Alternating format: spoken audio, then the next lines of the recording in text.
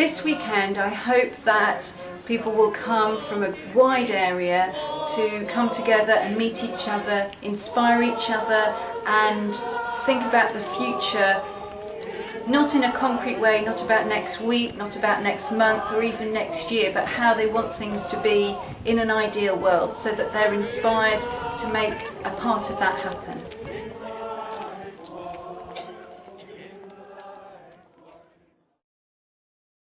Whereas the fact is, as you will know if you tell people about Unitarianism, they nearly always respond by saying, oh, well that's pretty much what I think of myself as. So the question is, why don't they join us? Well, the answer is because we don't invite them enough, or we are not attractive enough.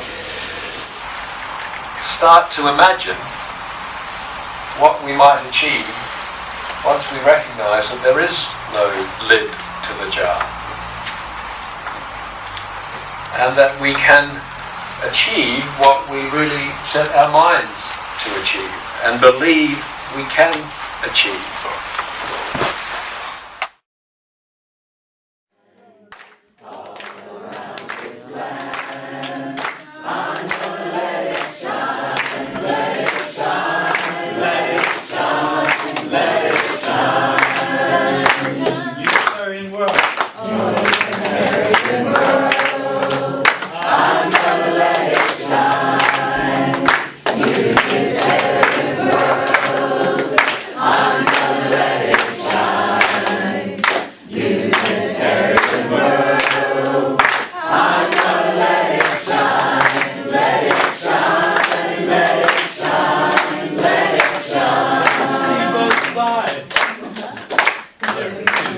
Both sides, I'm gonna let it shine.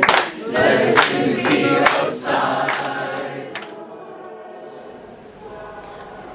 Being a Unitarian gives me a safe community that allows me to explore my spirituality and my faith. Unitarianism focuses on life here and now, and not so much on the hereafter. And through the focus on life here and now, on living a good life, it sort of makes what happens afterwards almost irrelevant. I mean, one of the things that I've always struggled with other forms of religion is their approach to people who are different, particularly sexual orientation, is often a big issue for many people in mainstream forms of religion, be that Christian or otherwise. And as a gay man, I've never felt happy in any kind of mainstream religious body, be that Christian or Buddhist or Hindu, because for so many of those religions and those forms of religion, being gay is in itself either sinful or wrong or unskillful. Unitarianism is a form of religion which has a very strong track record in being welcoming to people of different sexual orientations. I just outed myself as an atheist to a room of 50 Unitarians, and I thought they would chase me out of town with pitchforks, but I actually got a round of applause, and I felt really accepted, and it was a pretty amazing experience to really tell them I'm not agnostic, I really don't believe in God, and have them accept that. And I feel like, as an atheist and a Unitarian, I don't believe in God, but I don't think reason and science are the only way of approaching the world, and I don't think they account for all of human experience. I like to call myself a Hindu Unitarian. The reason for that is that I come from a Hindu background, but being born and brought up in England, I've read a lot of literature about the Bible, and I like to synthesize all my different experiences, the Indian Hindu cultural background as well as the Christian British background that I've had during my education and life in Britain. I know what the Unitarian movement gives to me. I know how much I draw from it in terms of how to find strength in the world and strength to be my authentic self in the world. And I have to believe that there are others who could find solace in it as well. So I find it compelling, to make sure that other people know about this big-hearted faith that I believe so much in. For the weekend, I wasn't really sure about what to expect. I knew that the programme was called Light the Fire, and I assumed it would be a networking event for the district, the whole district, the congregations that we don't necessarily get to meet. The end product is something I don't think we can even put our fingers on, articulate. It's just a kind of interconnected sense, and it's really worked very well. Part of me that was very religious in terms of that, contributing to what made me human. And for a long time I went to conventional Christianity to try and find answers through which to channel that. But I always had difficulty in reconciling my rational mind with my religious heart, if you like. And I decided to give the Quakers a try, but they were shut on the Sunday. So I thought, well, I'll just go to the next church that I find. And it was the Unitarian Church. I always felt as though I could explore and come to a sense of reconciliation, if you like, with my own path, despite it being a crazy paving at times. We can do together what we cannot do alone. Here's a song which I wrote along that theme actually a while ago, and it's called Bigger Than Alone.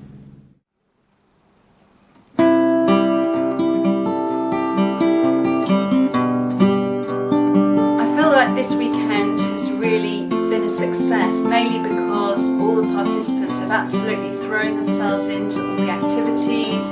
They've allowed themselves to be free to dream without worrying about how they're going to fix the roof or whether they're going to rip the pews out or not, but really open their minds to the possibilities. You dance in circles, I dance in squares.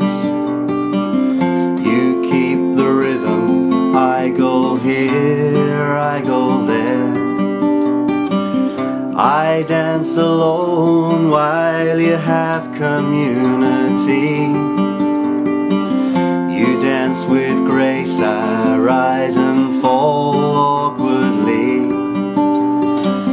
Though we dance a different dance, directions are both home. We sing a different chorus and the words may be unknown, but together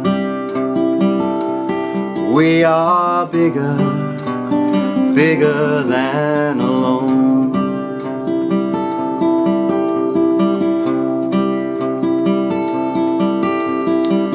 And your religion don't look too much like mine, at least on the face of it, but given more time, we'll strip away the chaff and get down to the bone. Traveling together, we are bigger than alone. Though we dance a different dance, directions are both home. We sing a different chorus and the words may be unknown, but together we are bigger, bigger than alone. Oh.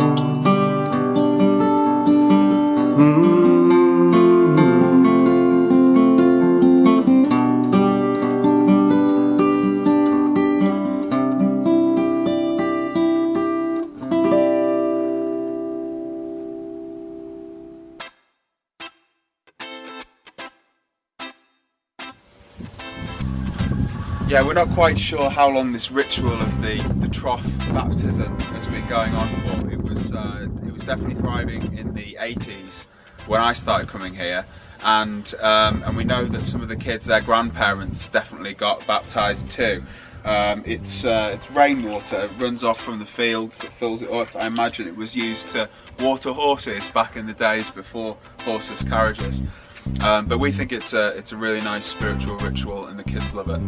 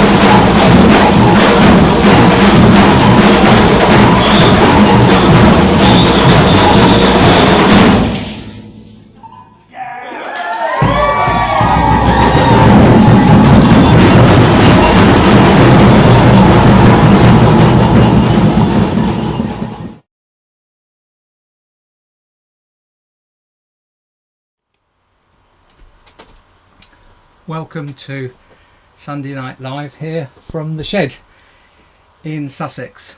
It won't always be coming from here.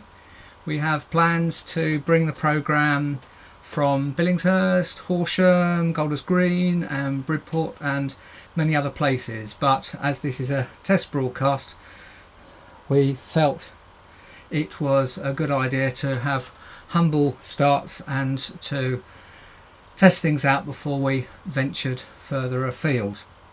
Just a few things that I'd like to say before we get going. The idea is to do this once a month at 7:30 and just see what happens, and we hope that we end up with an audience of Unitarians. We hope that people will comment on the Facebook page afterwards. Just a few notices, a few bits of opportunities, a few opportunities for you. The EC, the Executive Committee of our umbrella organisation, have announced the follow-up day to their Vision Day. It's on the 21st of November in Sheffield, starting at 10:30.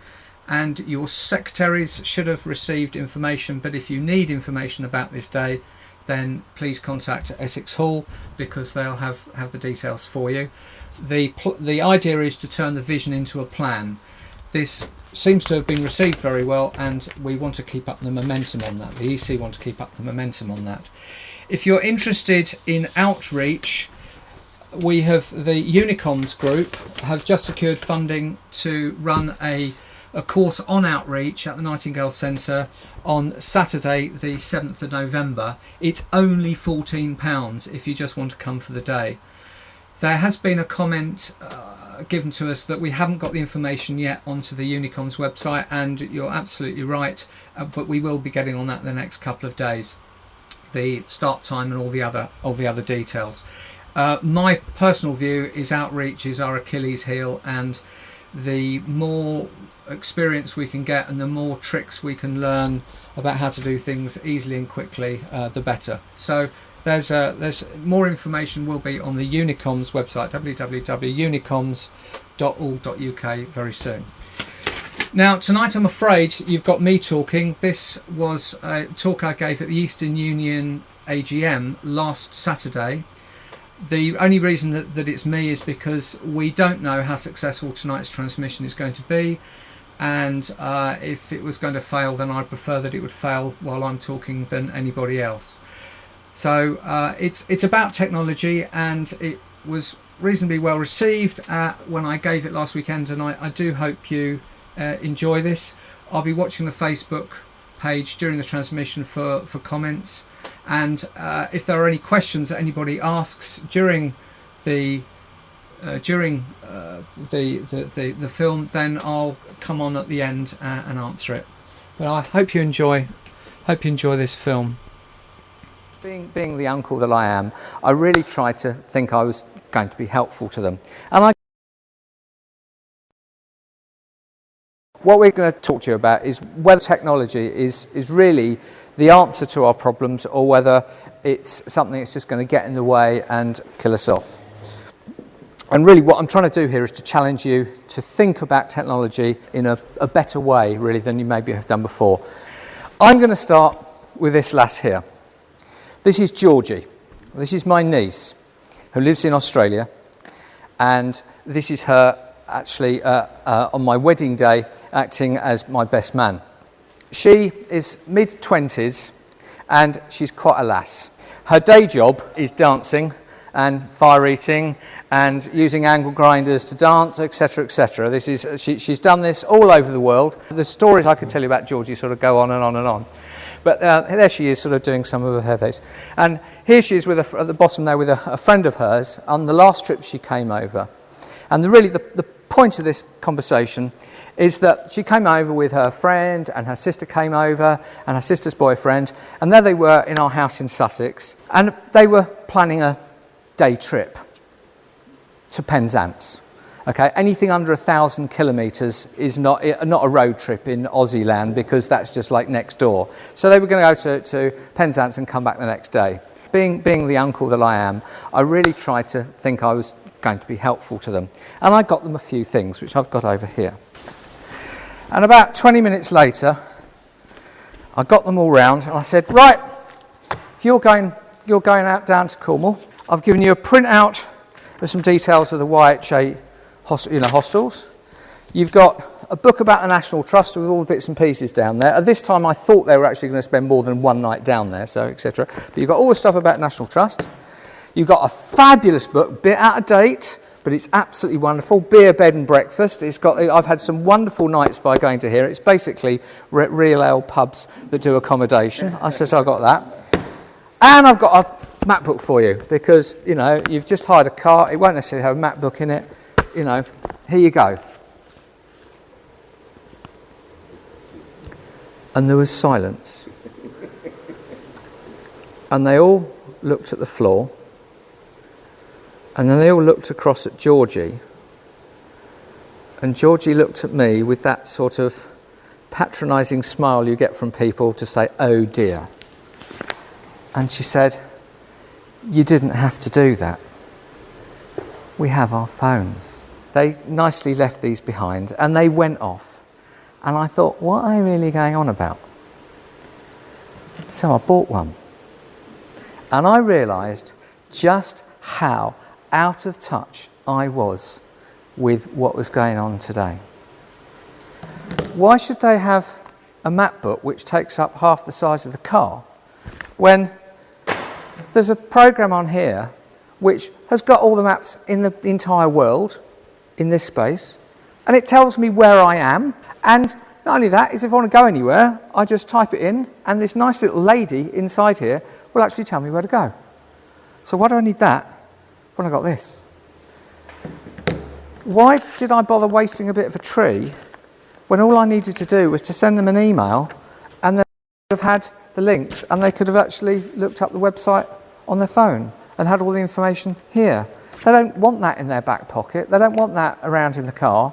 That's just unnecessary. We don't need that. Why do they want a book out of date when all the information they want is available online and is completely up to date and they can just do a couple of clicks and book it? Why that? And why do they want this, which is written by a corporation telling them, everybody, how wonderful it is, when online they can go onto their little areas where youngsters go on and actually say how fab, wonderful, awesome, sick, all the words they use, places are where they get a genuine, real reason to go to a place or not to go to a place.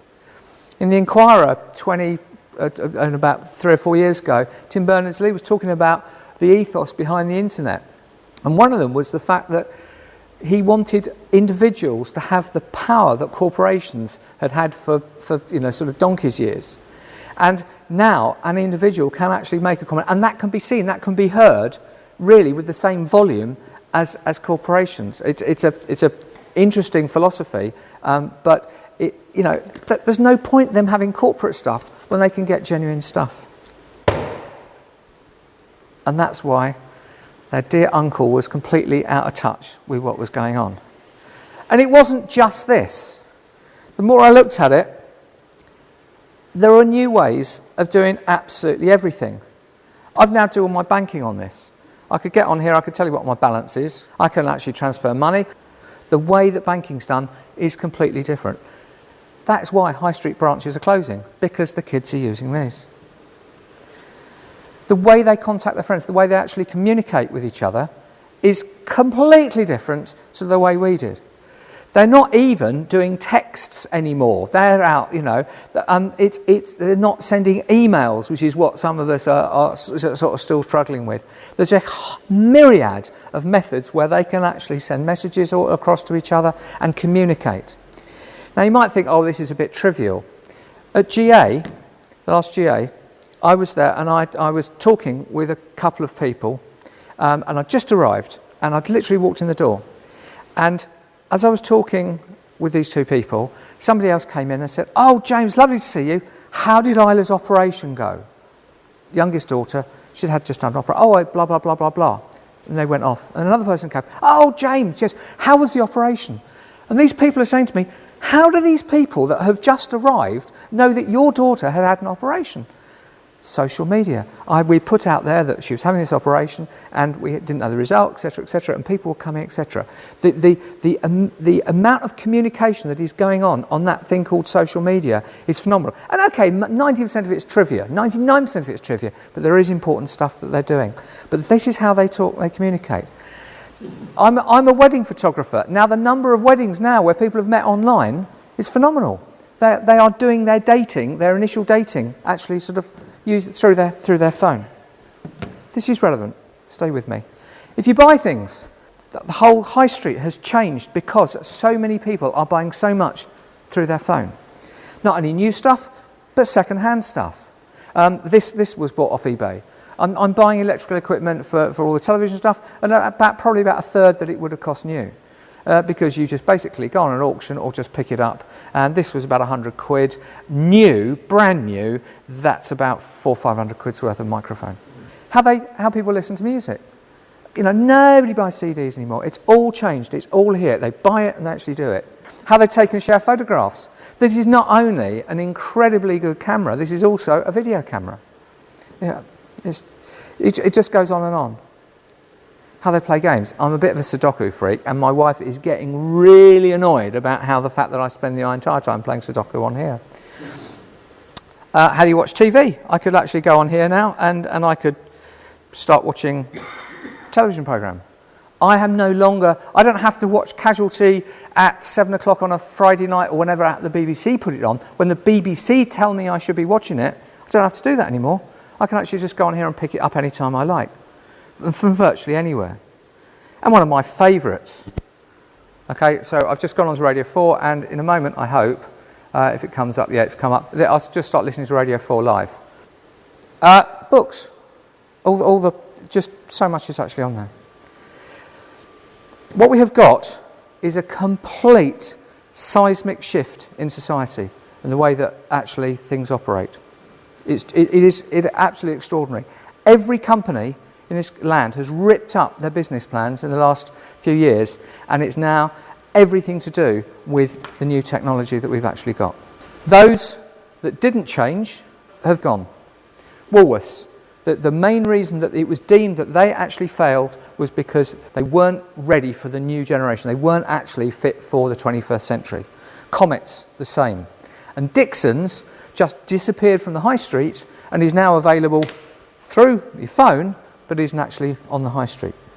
The successful companies have been the ones that have combined the real and the online worlds. Tesco's, with their click and collect, with their home deliveries, etc. What they're doing is they're linking their stores. They're not closing the stores, they're not doing it at Dixon's, they're actually linking their facilities sort of online. The same with Currys. I happen to now work for B&Q a few hours a week. And a lot of people will come in and say, yeah, I want your Bosch hammer drill, your power hammer drill 1845 or something like that. I said, I'll just go and see if we've got any on the shelves. And they said, according to your website, you've got 3 in this store. Because they've gone onto the website, they've actually gone onto the store, and they said, yeah, you know, I don't want to travel there and find out that you haven't got any. And yeah, in stock at this moment in time, we have 3. And you go there, and there are 3 sitting on the shelves. It nearly always works. So what B&Q are doing, as other companies, they're combining it. They're not closing the stores and making it online. They're actually making it easier for people to actually find out. Maplins. I'm always checking stuff on Maplins before I go and visit and buy wires, which is what I do too often, according to my wife. Why is this all relevant to us? And that's because these onliners, this new generation, do all their research online. And whether you like to believe it or not, they believe if it's not online, it doesn't exist. Or, I've put in brackets, it's not really worth looking at. If I can't find it through this, I'm not really interested. I'm not going to go to a library.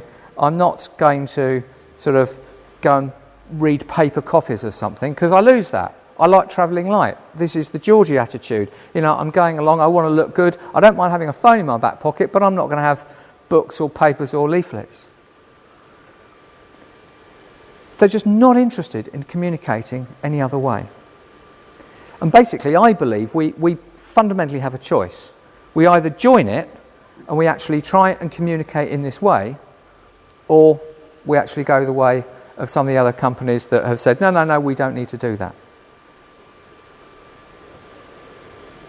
We are an incredibly divided society with those that are online and those that are offline. It's absolutely phenomenal. And the people who are offline, that don't have computers at home, that don't go on the internet, etc. And of course you can live, you can breathe without the internet, you can actually exist, you can feed yourself, you can go down the shops, you know, you can do that. But those people just really have no understanding of what is actually going on online and how involved it is and how complex and how involved people that have phones with them. All you hear is people, you hear people saying they're spending their whole time just looking at their screen. Well, having had one of these for 4 months, I don't know why they ever look up, you know, because it's all here. You know, why do you look up when it is all here? My mindset is completely and utterly different from what I can actually sort of do on this phone. There's all sorts of things I can do. But we have this gulf. We have this huge gulf between offliners and onliners. And the ones that are offline really don't really understand or know or want to know or are interested in what's actually happening online. Now, I'm not wishing to be controversial here, I'm not trying to decry anybody, but one of the concerns I have is that many congregations are being run or they're being influenced hugely by the offliners, the people that aren't spending hours and hours on this phone. Now, if we project a decade, Georgie and her friends will be in the mid-30s, the sort of group that we have got to start appeal to if we're really going to survive. The middle-aged people like me, far more of them will have been embarrassed by their granddaughters, etc., and will have one of these phones. So more of my generation, our generation, are going to be actually online. And of course, the ones in their early 20s in 10 years' time will be another light year ahead. You know, it's not going to stop now. This isn't the end of the plateau that we're actually on. It's only going to increase and continue. Just a few things that I'm not saying before anybody sort of gets it the wrong way. I'm not saying that we close the churches and we meet online, the sort of Dixon's line. I'm not trying to suggest that in the slightest. I'm not saying that we change anything that we do on a Sunday. I'm not suggesting that anything to do with our values, our ethos, our ideas is going to alter or change. I'm not saying that some of the older generation don't struggle with technology. You know, and people say, well, I've tried. I mean, my mother's trying to be online and do her shopping, etc., and she keeps fumbling over it, etc. So I realise that and I understand that, but that's not the point that I'm trying to make. I'm not saying we should ever exclude those not online. Once you come into a service and you're here, you know, you should be able to play a full part of a congregation, whether you're online or offline. I'm not suggesting that all newsletters should be available online and there should be no hard copies for people that you know, well, I've missed out again because I'm not online. I'm not saying that. And I'm not saying that we haven't made a start. And I'm certainly not saying that a lot of these things that I'm saying are original to me. I mean, I'm not trying to say, you know, this is what James Barry thinks and nobody else. Most of what I've said, you know, a lot of other people are saying. So please don't think that it's that what I'm saying is original to me.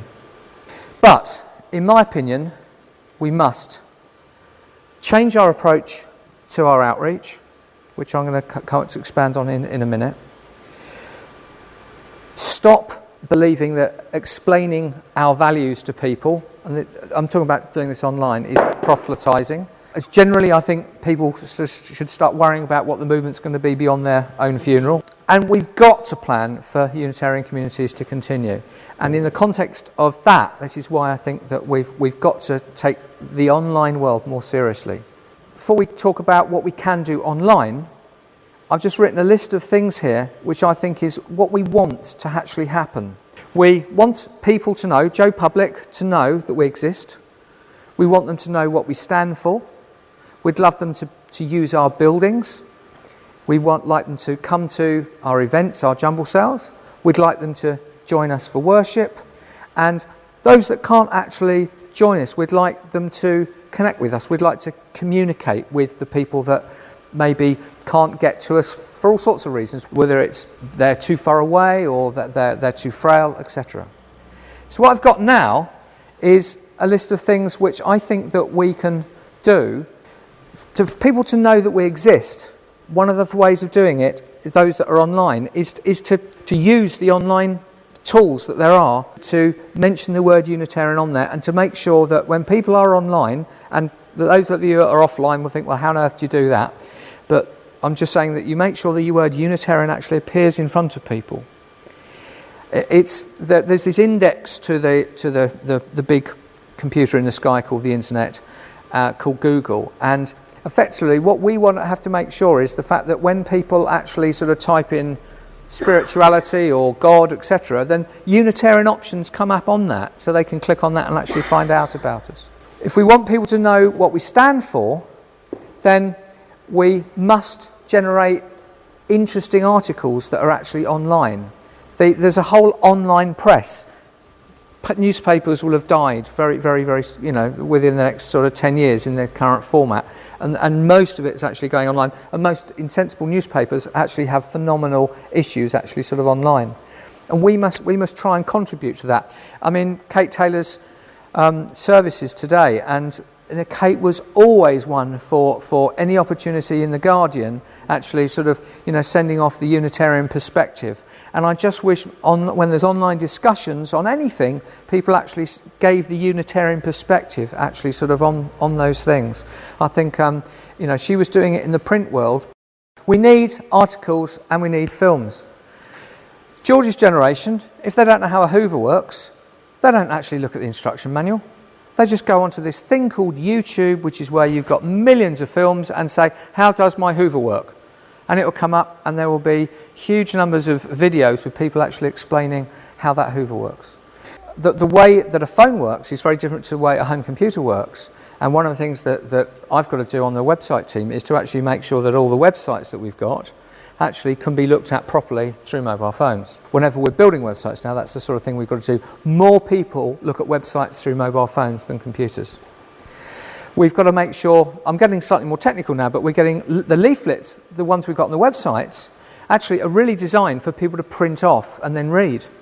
But people aren't doing that anymore. They're actually reading them through their phones or on their computers. So we've got to make sure that the newsletters that we've got effectively are in a format which is where you've got page 1, 2, 3, 4, 5, 6, 7, 8, not page 1 and 8 and 2 and 7 because it's on the printed format. So things like that we've got to do. We want people to use our buildings. So we want to have extensive details as to things like rites of passage online. These days, people are not going to phone up and say, yes, I'm thinking of having a wedding, could you send me a brochure or a leaflet or this, that and the other? What they want to do is just go click, click, click and see what they're going to get. They want to see images. They want to see part of a wedding. So they can say, oh look, yes, that's the wedding I want. So yeah, that's okay. Let's push it forward. We need to make sure that when we do weddings and baptisms and namings, etc., that we're actually in this index. Okay, we ought to use the word baptism, whether we have like the word or not. Then we ought to have the word actually in the phrase, which it might be sort of something like similar but not the same as a baptism. But the fact the word baptism is in there means it will come up on the index, so people will come up and they go, "Oh, I didn't realise you could do a naming." Rather, than a baptism. I mean, obviously there are some places that do baptisms rather than namings, but what I'm saying is that you make sure that both names are there, so you get picked up in the index. There are sort of tricks like this that you can actually do to make sure that when people are looking for something, then the Unitarian option will actually come up. People aren't interested in phoning. It costs them money to phone. Okay, what they actually want is to be able to send you a message. So again, the websites need to have some method which is where you can go click, click, click, click, yes, send me some details or something like that, and it's done. They're not interested in actually phoning because they're doing this at 4 o'clock in the morning when they're coming in drunk or whatever, and they're not going to be able to actually phone you up there. When they get around to doing it because they're working, etc., they don't want to have to communicate. a little bit like the television I talked about, which is where they want to watch television at their time, at the time they choose. They don't want to do that. So the phone calls might come later, but actually the initial contact wants to be to their convenience. Simple things like videoing, you know, they might want to actually say, well, let's sit and talk about it. And they sit at their computer and look into a camera and talk, and you'll do the same. So you can get a real genuine feel for the person, and you can talk it through on a video conference, which is free, rather than actually meet or actually do it through the phone. This is the new way that people do things. And I bet nobody's considered yet, in any Unitarian circles, apart from sort of headquarters and the Inquirer, of course, having online payments. Because people go, oh yeah, I just want to transfer the money. Oh, a cheque? Blimey. Oh, I have to look see if I've got a chequebook. So maybe you include on your hire forms the way to transfer the money online. They can do that. Oh yeah, I can transfer. But you've got to include those details rather than say, write a cheque out to XYZ. Check. You know, check what? Oh, it's a book you had and you wrote it out. You know, that mindset's not there. And if you think I'm exaggerating, then I'm really not talking about now. I'm talking about us preparing for the next decade. We want people to come to our events. So we want the event details online as soon as we can, because then that will get picked up and they'll do those. There's ways of doing it with social media. We want to talk about the events talk about the events in social media itself, so people go, oh, I see that, etc., etc. If we want people to join us for worship, we need to explain and describe our worship online.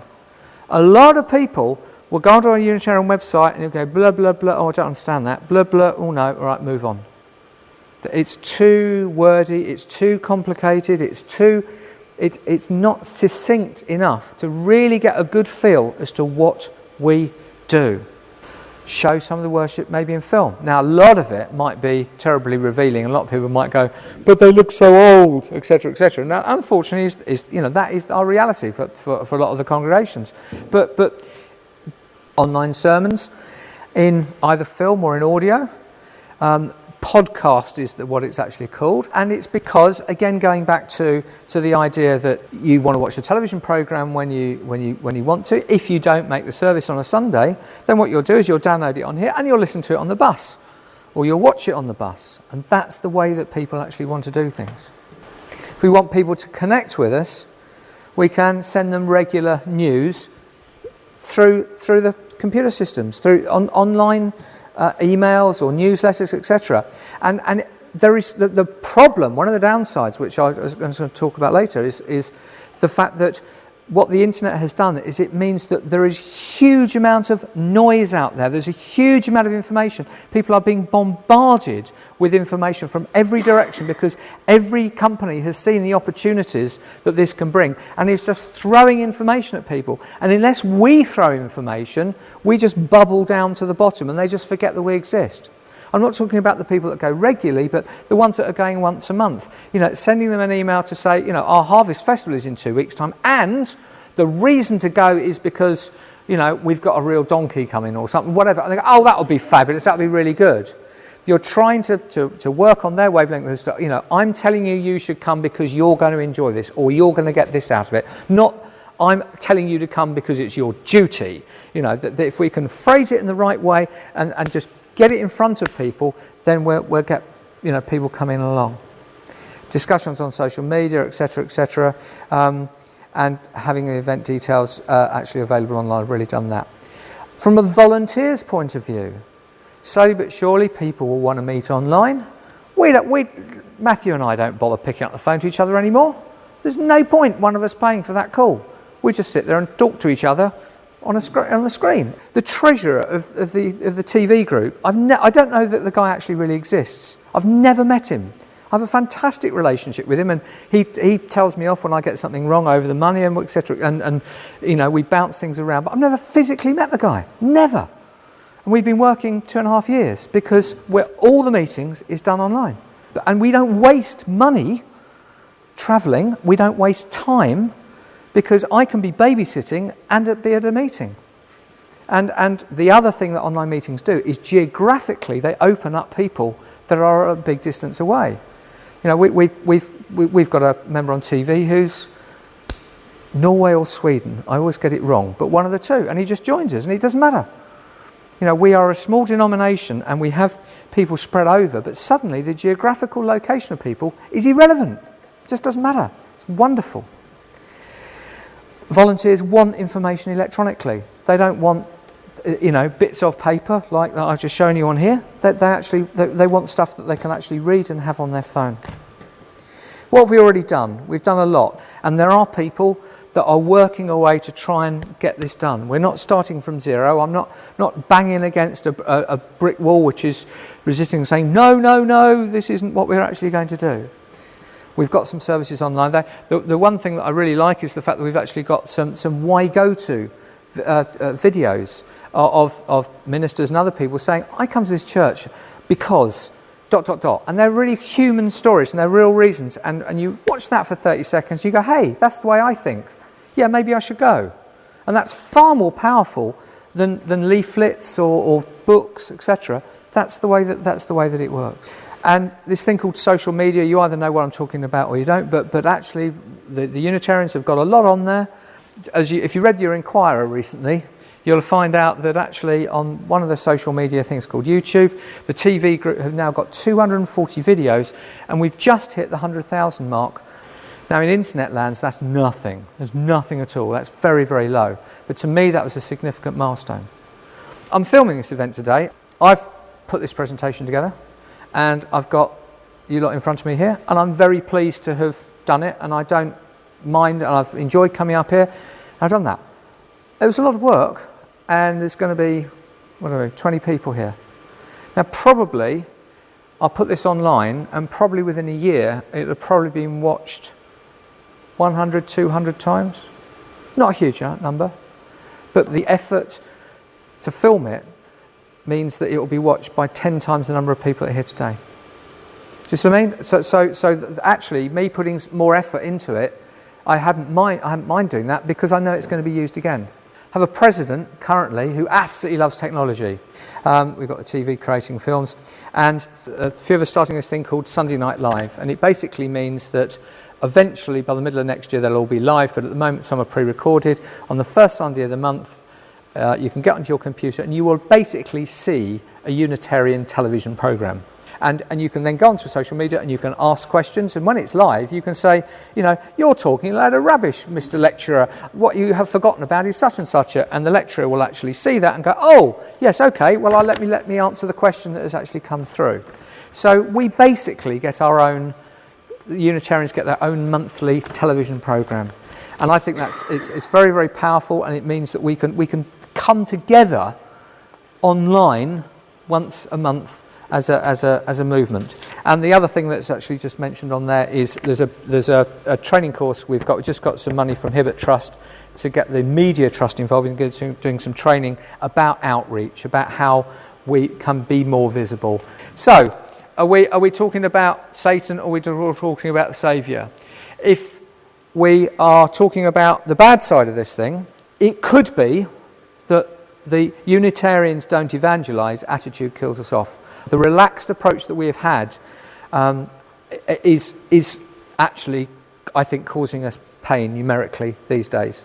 It might have been fine 20, 30 years ago, but actually in a day when there's so much pressure on people's time, there's so much information, so many things they can do, we need to be bombarding them more so and actually getting our name in front of them.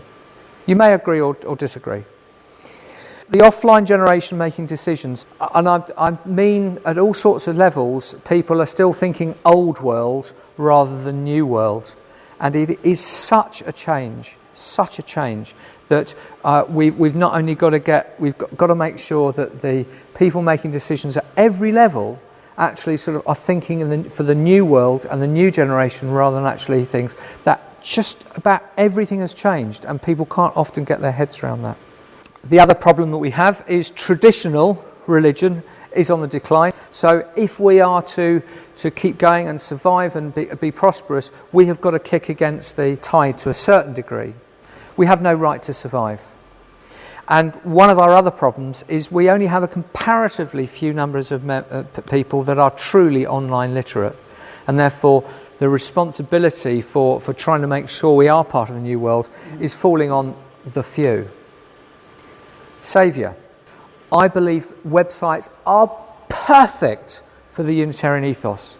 We're not banging on people's doors and saying, hey, I'm going to talk to you about this. You know, we're not taking that evangelistic thing, but by having them online, having websites, if people want to, they will go to that website. We're not pushing it in people's faces. It's there for people when they want it. So I just love the idea that we can set stuff up and we're not forcing it down anybody's throat, but it's there and they can read as much or as little as they want to when they want to. So we can connect in online ways in so well and for free. So some of the things I've mentioned about the geography of where people are, it no longer need be a Sunday morning, come to Unitarian service on a Sunday morning, that's it. There are so many more things people can get involved with online when they want to. So it can pull us together if we actually have a community there online, and we've got ones there already that debate all sorts of things. It may not be perfect and it may annoy people, but it's activity. I believe our values, our Unitarian values, are so in tune with the 21st century. Some other big churches have wound themselves in knots over issues that we have just passed away.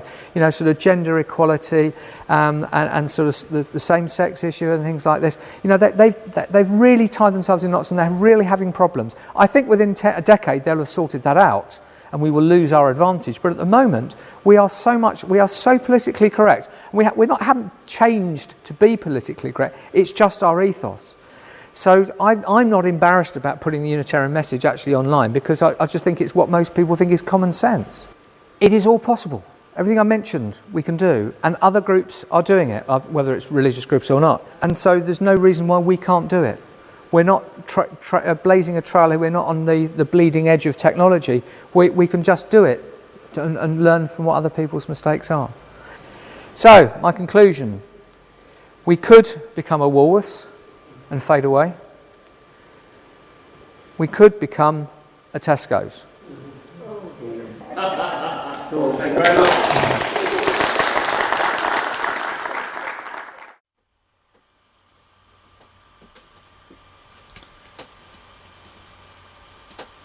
Well, there's our first programme.